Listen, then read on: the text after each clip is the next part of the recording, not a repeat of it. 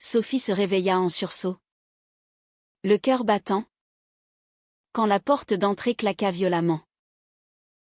Sa mère, les yeux rougis par les larmes et l'alcool, se tenait là. Un homme à ses côtés, son père? Cet homme qu'elle avait fui à 7 ans? Le visage marqué par les ans mais toujours aussi menaçant. Et tout cela parce qu'elle avait osé avouer son amour pour une femme, transformant sa confession en une punition familiale impitoyable. Elle n'arrivait pas à y croire. Comment sa mère, qui l'avait protégée autrefois, pouvait-elle ramener ce monstre dans leur vie? Sophie sentit une vague de nausée l'envahir. Mélange de peur enfantine et de rage adulte.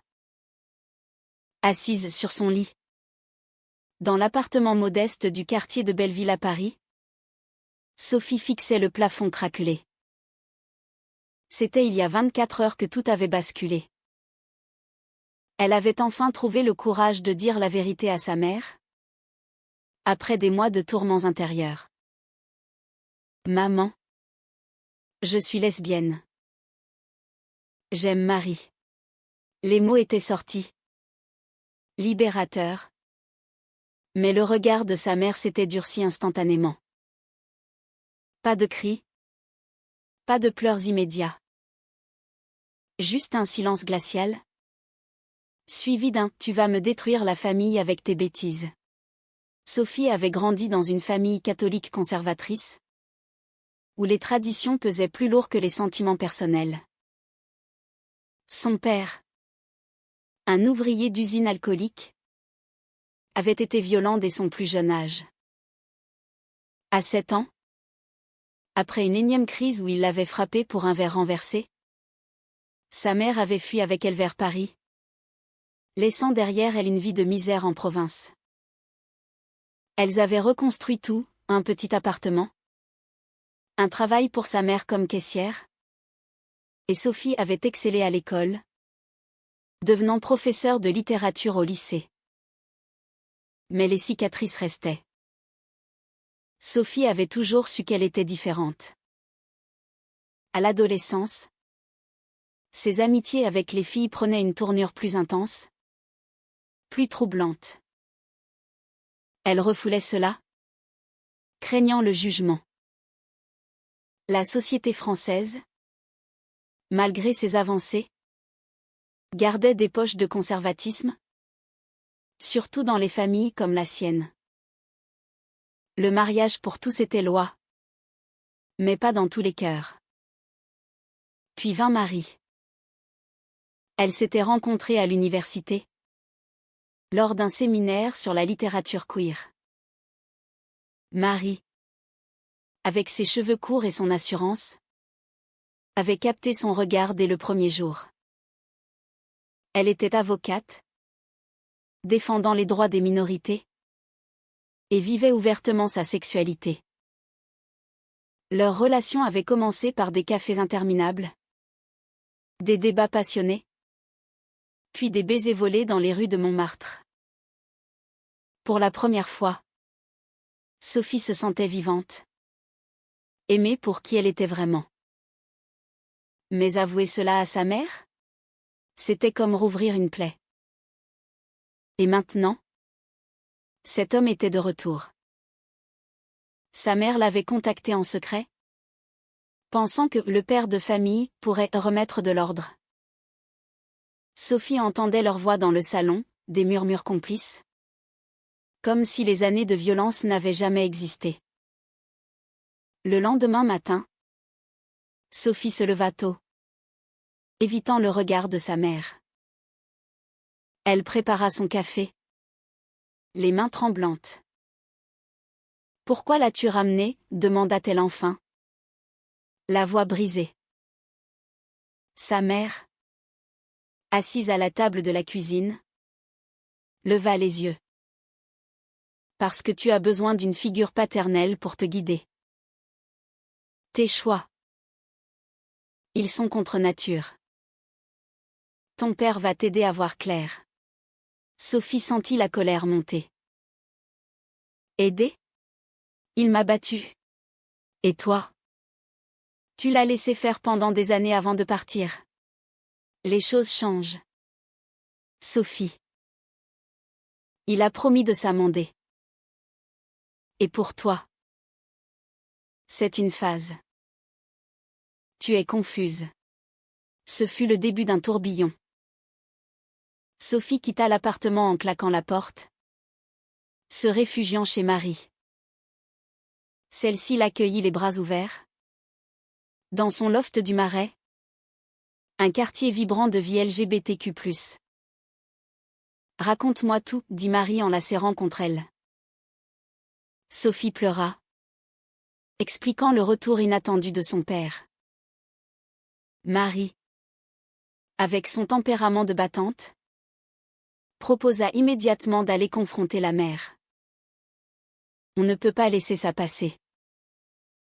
C'est de la manipulation pure. Mais Sophie hésitait. Malgré tout, elle aimait sa mère. C'était une femme brisée par la vie, qui avait sacrifié beaucoup pour elle. Ramener le père était une erreur, mais née de la peur et des préjugés ancrés. Et si je perds tout le monde, murmura Sophie. Les jours suivants furent tendus. Au travail, Sophie peinait à se concentrer. Ses élèves remarquaient son air distrait. Une collègue, sensible à ses questions, lui glissa un flyer pour une association d'aide aux personnes LGBTQ+ confrontées à des rejets familiaux. De son côté, sa mère multipliait les appels. Reviens à la maison. Ton père veut te parler. Il dit que c'est le diable qui t'a influencé. Sophie raccrochait, le cœur serré. Elle se rappelait les nuits d'enfance, cachée sous les couvertures pendant que son père hurlait. Comment sa mère pouvait-elle oublier? Puis vint la première confrontation. Sophie accepta de rencontrer son père, sous la pression maternelle, dans un café neutre. Il était là, vieilli, avec une barbe grise et des yeux fatigués. Ma fille, dit-il d'une voix rauque. J'ai changé. Je regrette le passé. Mais ce que ta mère m'a dit. Aimer une femme? C'est pas normal. Laisse-moi t'aider à guérir. Sophie sentit une boule dans la gorge. Guérir? Je n'ai pas besoin de guérir. C'est toi qui as besoin de pardon pour ce que tu m'as fait. Il secoua la tête. La Bible dit. Arrête avec ça, explosa Sophie. Tu n'as jamais été un père. Et maintenant? Tu reviens pour me juger? La discussion dégénéra. Sa mère intervint, prenant le parti de l'homme. Écoute-le. Sophie. Pour la famille. Sophie partit en larmes, se jurant de ne plus revenir. Mais le doute s'insinuait, et si sa mère avait raison? Était-elle en train de détruire tout pour un amour contre nature? Marie la soutint. Mais même elle sentait la pression. Tes parents te manipulent. Tu dois choisir, eux ou nous. Sophie passa des nuits blanches, pesant le pour et le contre. La société française offrait des protections légales, mais les cœurs humains restaient imprévisibles. Elle consulta un thérapeute, spécialisé en traumas familiaux et identité sexuelle. Vos choix sont valides, dit-il. Mais guérir prend du temps. Pourtant, la tension montait. Sa mère menaça de couper les ponts si elle persistait. Choisis, ta amie ou ta famille. Sophie, déchirée, décida de temporiser. Elle invita Marie à dîner chez elle, espérant un dialogue. Mais ce fut un désastre. Son père arriva, imprévu, et lança des regards hostiles. C'est elle qui t'a perverti? Marie se leva. Furieuse. Pervertie? Votre fille est parfaite telle qu'elle est.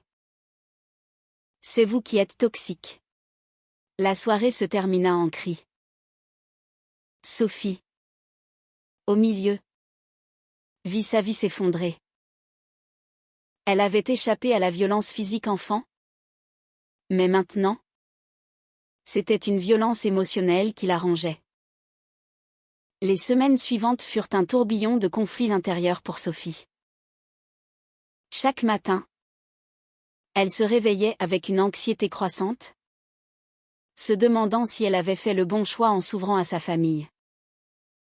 Marie, sentant sa détresse, multipliait les gestes tendres, des promenades le long de la Seine, des dîners aux chandelles dans des bistrots cachés. « Je t'aime pour qui tu es », murmurait-elle. Ne les laisse pas te changer. Mais les appels de sa mère ne cessaient pas. Ton père est malade, disait-elle un jour.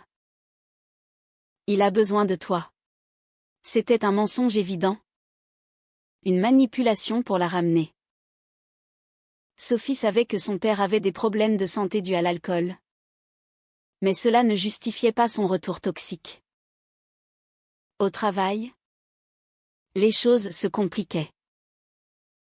Une rumeur circulait, une parent d'élève conservatrice avait appris pour sa sexualité et menaçait de porter plainte, arguant que Sophie influençait les jeunes. Le directeur du lycée, un homme progressiste, la soutint. Votre vie privée ne regarde personne, dit-il. Mais Sophie sentait les regards en coin, les murmures dans les couloirs. La société française, malgré sa laïcité, gardait des relents de jugement moral. Elle décida de rejoindre un groupe de soutien pour femmes lesbiennes confrontées à des rejets familiaux.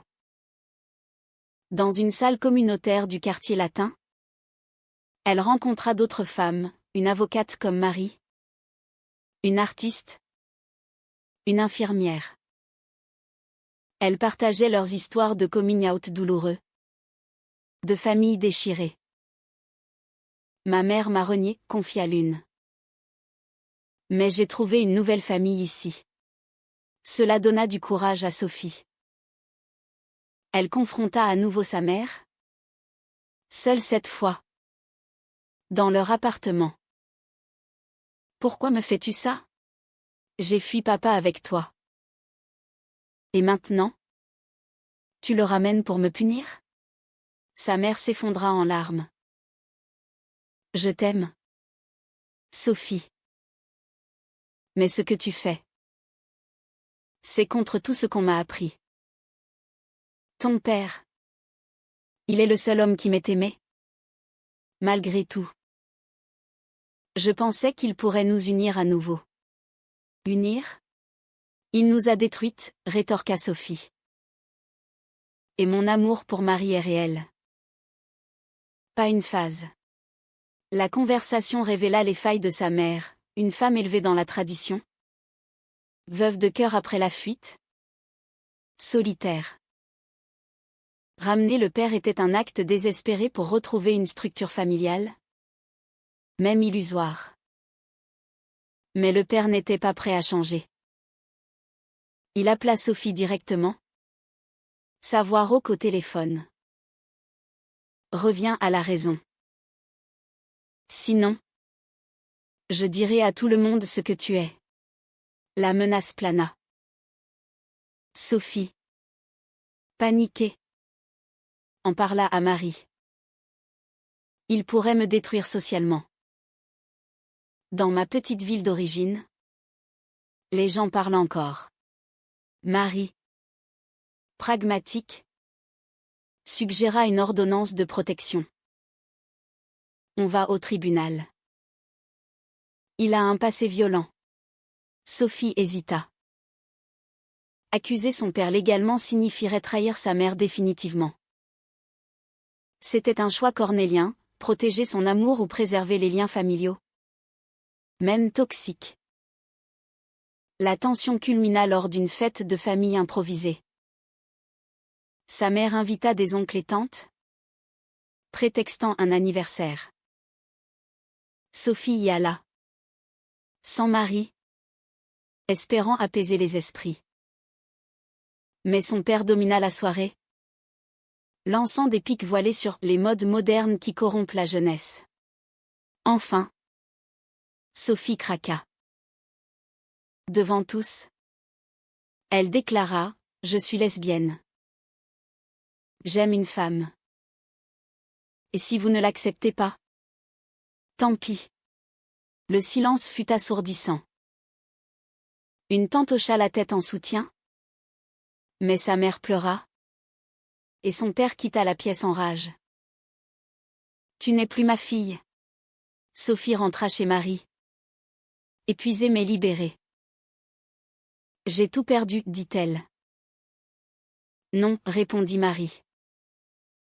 Tu as gagné ta liberté. » Pourtant, les répercussions se firent sentir.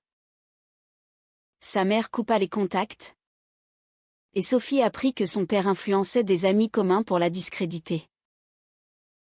Au travail, la pression augmenta, des emails anonymes accusateurs.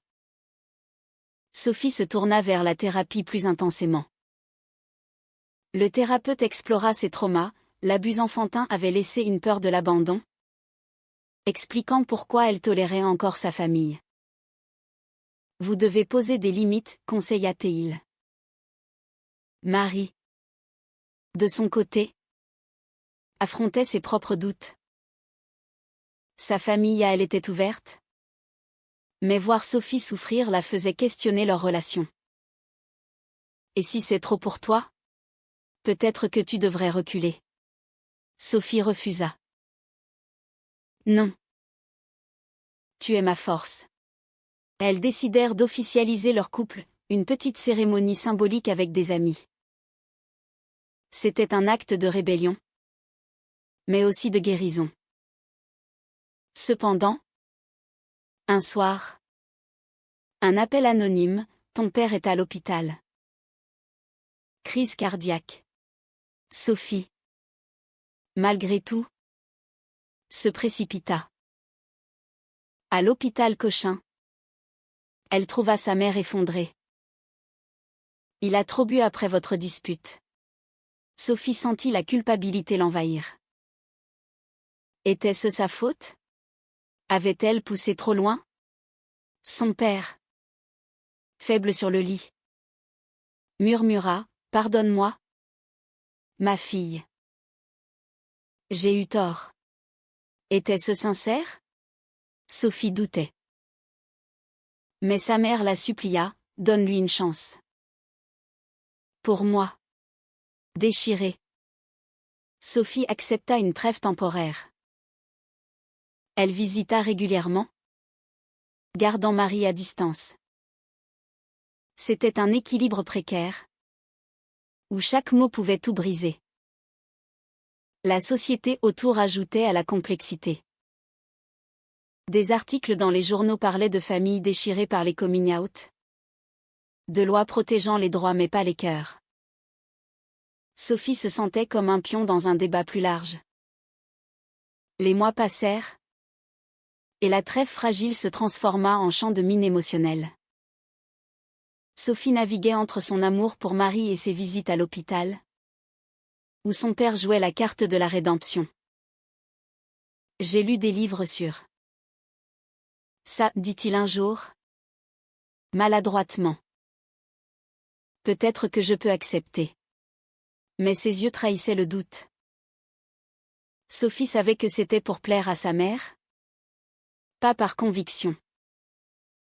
Celle-ci, reconnaissante, multipliait les gestes, des dîners préparés, des souvenirs d'enfance évoqués. Souviens-toi quand on a fui ensemble ? On était fortes. Sophie acquiesçait. Mais intérieurement, elle bouillonnait. Fuir pour recommencer le cycle ? C'était absurde. Marie, patiente au début, Commença à s'impatienter. Tu passes plus de temps avec eux qu'avec moi. Est-ce que tu regrettes? Non, protesta Sophie. Mais c'est ma famille. Je ne peux pas les abandonner. Un soir, lors d'une dispute, Marie lâcha, peut-être que tu n'es pas prête pour une relation comme la nôtre. Tes parents te contrôlent encore. Sophie pleura. Seule dans la nuit. Était-ce vrai? Son coming out avait libéré une partie d'elle. Mais les chaînes familiales restaient. Elle décida de prendre du recul. Un week-end à la campagne, chez une amie lesbienne en Normandie. Là, entourée de nature et de discussions ouvertes, elle réfléchit. Les familles toxiques volent ton énergie, dit son amie. Choisis-toi. De retour à Paris, Sophie confronta son père directement. Pourquoi es-tu revenu vraiment? Il soupira. Ta mère m'a appelé. Elle paniquait pour toi. Et moi? J'avais besoin d'un foyer. C'était égoïste. Pas altruiste. Sophie comprit, sa mère utilisait le père comme bouclier contre le changement. La crise éclata quand Sophie invita Marie à une visite familiale. Il est temps qu'il te rencontre vraiment. La rencontre fut tendue. Marie, polie mais ferme, défendit leur amour. Le père grogna, c'est pas naturel. La mère pleura, pourquoi nous imposer ça? Sophie explosa, imposer? C'est ma vie. Vous m'imposez votre vision archaïque. Son père, rouge de colère, lança, sors d'ici avec ta copine. Sophie partit, tirant Marie par la main. Dans la rue, elles s'embrassèrent, défiant le monde. Mais le mal était fait. Sa mère appela, ne reviens plus. Sophie, brisée, se réfugia dans le travail. Ses cours sur la littérature queer prirent une tournure personnelle, inspirant ses élèves. Une jeune fille vint la voir, merci. Madame. Vous m'aidez à assumer qui je suis. Cela la motiva. Elle contacta une association pour témoigner publiquement. Anonymement d'abord. Sur les rejets familiaux dans la communauté LGBTQ+. Mais la trahison vint de l'intérieur. Sa mère, influencée par le père, contacta le lycée pour alerter sur la vie dissoluble de Sophie. Le directeur la défendit. Mais la rumeur grossit. Sophie risquait son poste.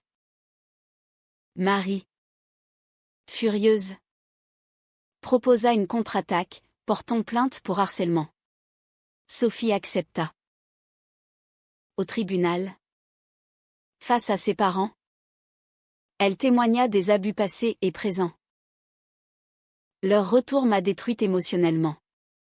Le juge, compatissant, émit une ordonnance d'éloignement temporaire. Sa mère hurla, tu me tues. Sophie. Le père, silencieux, partit. Sophie gagna légalement, mais perdit familialement. Les nuits suivantes furent hantées par la culpabilité. Avait-elle été trop dure? La société louait l'émancipation. Mais le prix était élevé. Marie la soutint. Mais leur relation craqua. Je t'aime. Mais cette drame me fatigue, avoua Marie. Sophie, seule, questionna tout. Était-ce valable? Ce combat? Puis, un appel inattendu, une cousine lointaine? Lesbienne elle aussi? Contacta Sophie. J'ai entendu. Je suis avec toi. Cela ouvrit une porte. Sophie reconstruisit une famille choisie, amis, collègues, communauté. Mais le père refit surface. Via un lettre. Je m'excuse. Vraiment.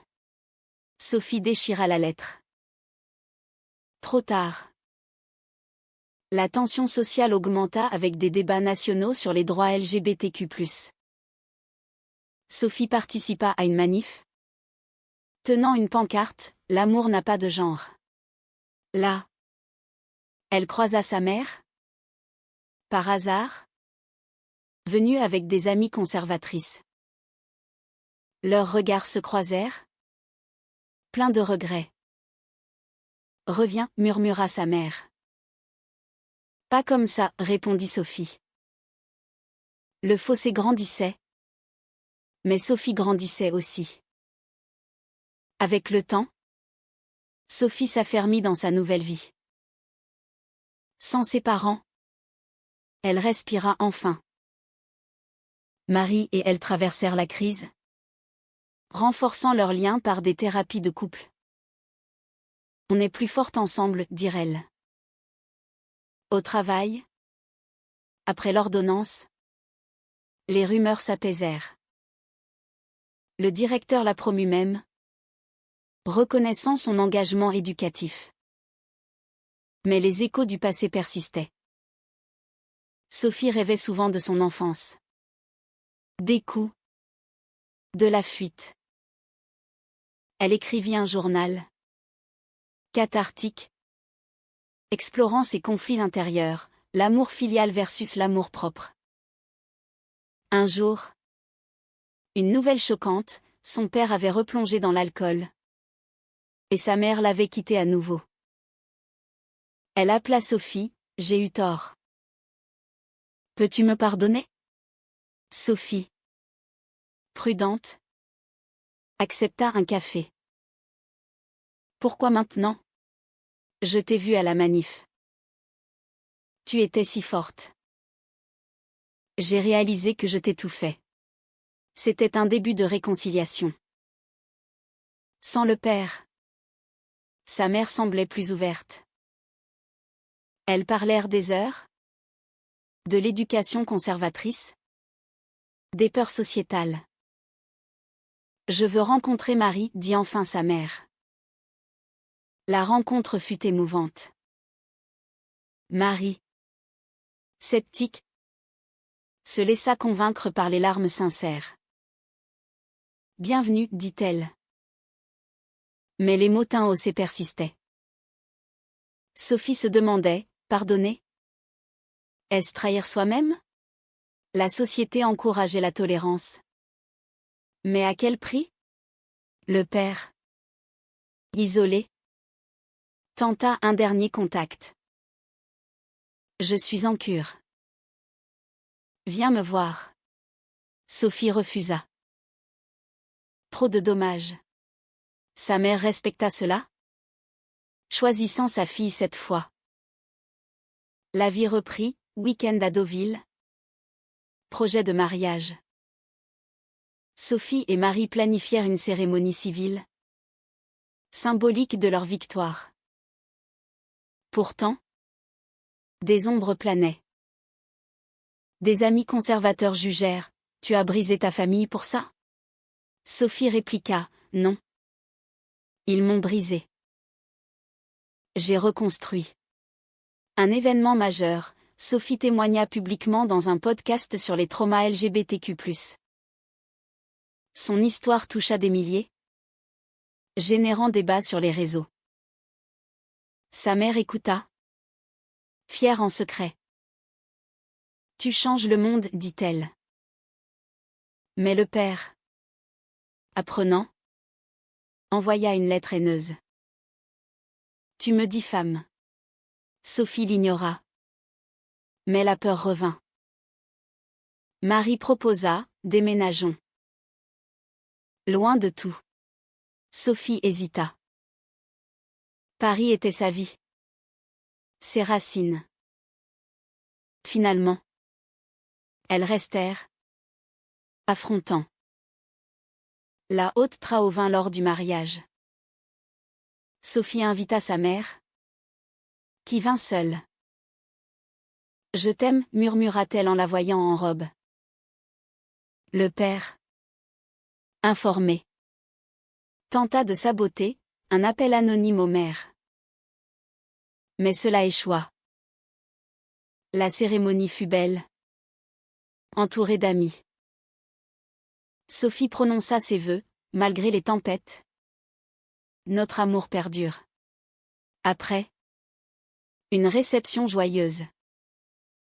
Mais sa mère confia, ton père est brisé.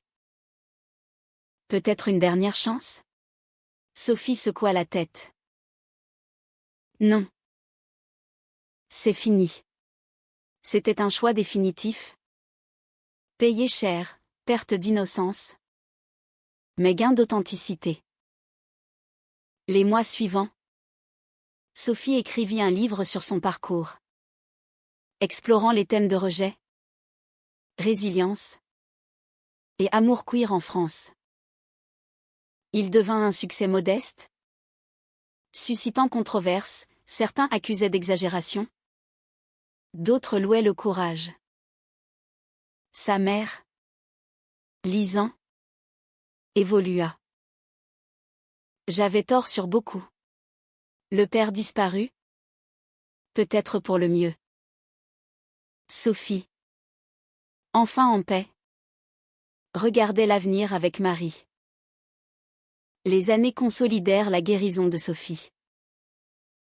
Son livre inspira un film, amplifiant son message. Elle devint une voix dans les débats sur l'égalité, parlant dans des conférences à travers la France. Marie et elle adoptèrent un mode de vie stable, un appartement plus grand, des voyages en Europe. Leur amour, testé par le feu, était inaltérable. Sa mère, maintenant, faisait partie de leur vie. Des dîners réguliers, des discussions ouvertes. Elle rejoignit même un groupe de parents d'enfants LGBTQ+, apprenant à déconstruire ses préjugés. Je regrette d'avoir ramené ton père, avoua-t-elle un soir. C'était ma peur qui parlait. Sophie pardonna. Mais n'oublia pas. C'était dur. Mais ça m'a rendue plus forte. Le père, de son côté, sombra. Des nouvelles sporadiques, hospitalisation, solitude. Sophie envoya de l'argent anonymement. Par pitié.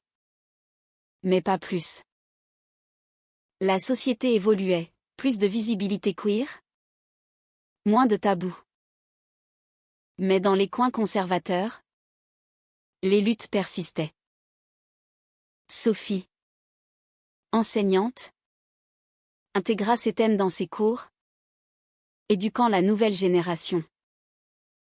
Un jour, une lettre du père, je meurs. Viens. Sophie y alla, accompagnée de Marie et sa mère. À l'hôpital, il était faible. Pardonne-moi, murmura-t-il. Je te pardonne, dit Sophie, sans émotion. Mais je ne t'oublie pas. Il mourut peu après. L'enterrement fut sobre. Une fermeture. Sophie réfléchit, avait-elle bien fait? Le pardon était-il obligatoire? Sa vie continua. Riche en amour et en combat. Mais une question persistait. Géré par son histoire, est-il juste de prioriser son identité sexuelle au détriment des liens familiaux traditionnels? Même si ceux-ci sont toxiques?